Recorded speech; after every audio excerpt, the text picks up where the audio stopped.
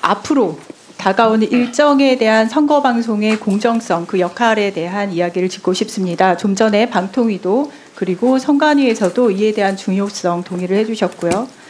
선거가 이뤄지게 되면 선거방송은 유권자가 여론조사 결과를 획득을 하고 후보자 토론회도 보고 전문가들 여러 가지 대담도 만들어지고 민주주의 꽃이라 불린 선거에서 정말 중요한 역할을 담당을 하고 있죠. 다가오는 중요한 선거 때문에요. 저는 선거방송이 과연 현재 공정한 환경에서 국민께 전달될 수 있을까 깊은 우려가 있고요. 선거방송 뒤에서 일어나는 일을 오늘 이야기를 좀 하고 싶습니다. 선거방송은 선거방송심의위원회의 제재를 받게 됩니다. 그렇죠? 그렇습니다. 선방심의가 중징계인 법정 제재 방송사에 내리면 방송사, 제허가, 재승인, 감점, 사유까지 되죠. 네.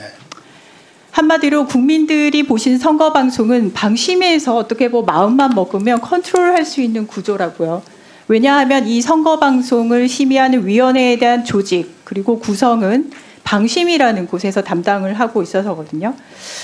그리고 현재 방심위원장 류희림 위원장은 선방심의원을 작년에 극우 일베 성향의 인물을 임명한 바 있습니다. 아마 기억을 하실 텐데 작년 국정감사에서 공원연 출신의 한정석 선방심의원의 한강작가 노벨상 수상에 대한 폄하, 한글을 세종대왕이 만들지 않았다, 광주 지역 비하, 이렇게 극우적 시각과 부적절한 언행에 대해 지적을 했습니다. 그래서 결국 어떻게 됐죠, 그분은?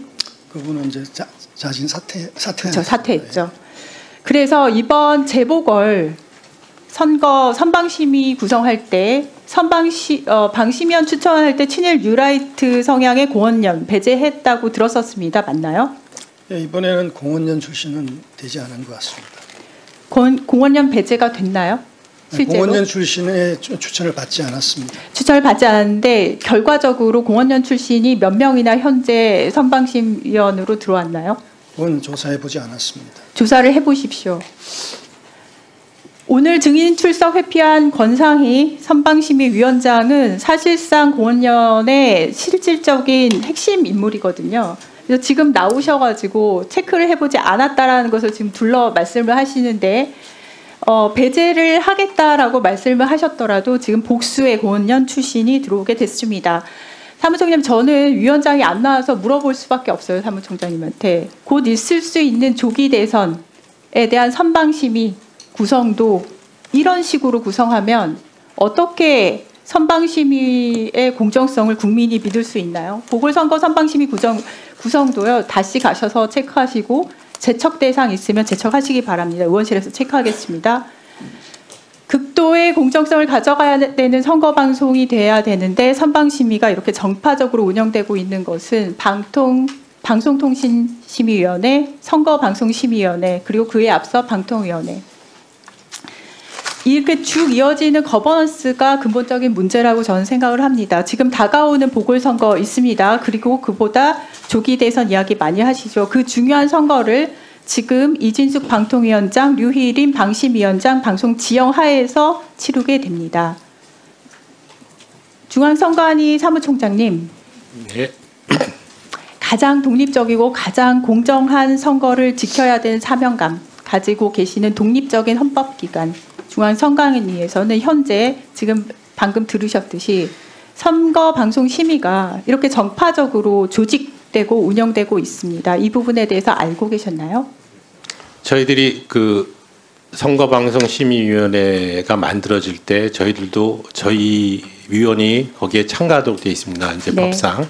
그거 이외에는 독립된 기관이기 때문에 거기에 대한 조직행위나 이런 부분에 대해서 저희가 함부로 의견 내는 것은 적절하지 그렇죠. 않습니다. 하지만 궁극적으로 선거의 공정성을 담보를 해야 되는 상황에서 네. 그런 식으로 구성되고 있는 것은 체크를 하시는 게 네, 저희도 저희도 중립성에 시비가 걸리지 않도록 노력하겠습니다. 네. 저는 작년에 선거방송 심의만큼은 가장 독립적으로 운영되어짐을 가치로 가지고 있는 중앙선관위로 이관되어야 된다는 법안을 발의한 바 있습니다. 이에 대해서 중앙선관위, 방통위, 방심위 의견 조율이 조금 필요할 것 같고요.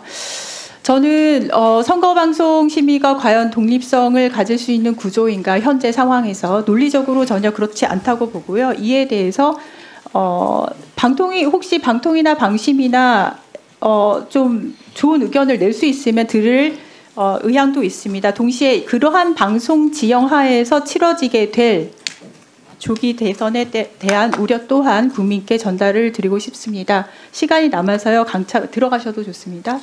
강차관님, TSMC 얘기가 나온대요. 어제 인터넷부터 시작해서 아주 뜨거웠어요. 굉장히 많은 분들이 이재명 대표님 발언에 대해서 쓴소리를 하시는데 저는 그리고 거기에 대한 노편 요청이 저한테 많이 왔는데요. 기본적으로 저는 그 쓴소리에서 논리적으로 맞는 것을 그렇게 찾지는 못했고요.